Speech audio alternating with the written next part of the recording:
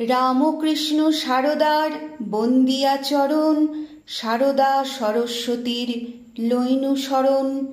নমি রাম কৃষ্ণপদে নমি সারদায়, কলিযুগ ধন্য হল যাঁদের লীলায়। নমি মাতা শ্যামা যাঁর কোল আলো করি, শক্তির প্রকাশ হল দেবী মূর্তি ধরি।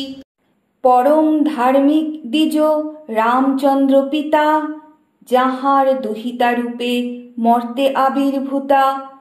পুণ্যবান রামচন্দ্রে নমি বার বার, যাঁর গৃহে দেবী লীলা দেখিল সংসার। জয়রামবাটি গ্রাম নব পুণ্যধাম, দর্শনে ভক্তস্রোত ধায়ে অবিরাম।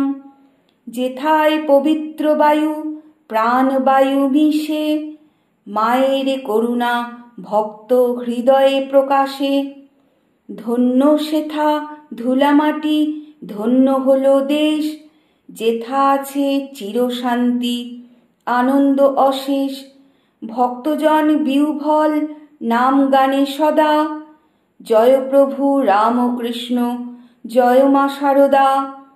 অরূপ অচিন্ত যিনি নাম রূপাতীত, শতরূপে উদ্ভাসিত শতভক্তচিত।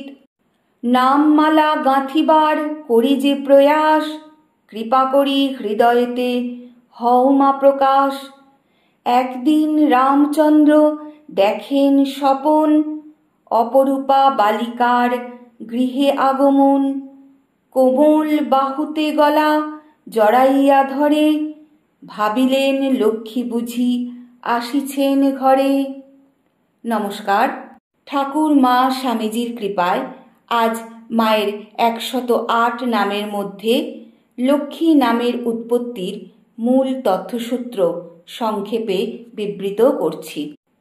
একদিন শ্রী শ্রী মায়ের পিতা শ্রীযুক্ত রামচন্দ্র মুখোপাধ্যায় স্বপ্নে দেখেন একটি হেমাঙ্গী বালিকা তাহার পৃষ্ঠপরি পড়িয়া কোমল বাহুপাশে তাহার কণ্ঠ বেষ্টন করিয়াছে। বালিকার অসামান্য রূপ ও মূল্যবান অলঙ্কার সহজেই তাহার অসাধারণত্বের পরিচয় দেয়। অতি বিস্মিত রামচন্দ্র সতই প্রশ্ন করিলেন, কে গো তুমি? বিনা বিনিন্দিত সস্নেহ কণ্ঠে বালিকা উত্তর দিল, এই আমি তোমার কাছে এলুম। রামচন্দ্রের ঘুম ভাঙিয়া গেল। স্বপ্ন বিবরণ চিন্তা করিয়া তাহার বিশ্বাস জন্মিল যে স্বয়ং লক্ষ্মী কৃপা করিয়া দর্শন দিয়াছেন। পরবর্তীকালে শ্রী শ্রী মা স্বামী অরূপানন্দকে বলেছেন, আমি বৈকুণ্ঠে নারায়ণের পাশে লক্ষ্মী হয়ে থাকতুম। বাসনাবালা নন্দীকে বলেছেন, আমিই লক্ষ্মী। জয় মা।